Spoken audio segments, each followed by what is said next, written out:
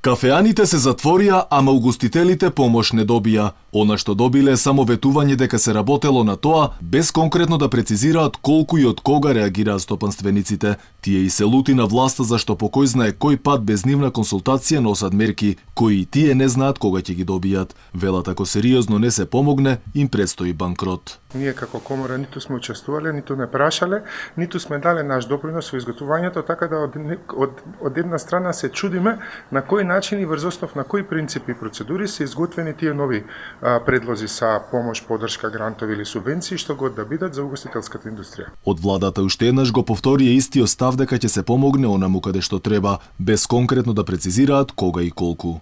Оние економски оператори кои овие 2 недели се затворени, иако можат да работат со достава на храна и преземање на нарачки преку шалтер, ќе бидат опфатени со нови мерки. Во моментов разгледуваме неколку модели кои ќе се базираат на покривање на дел од остварените приходи.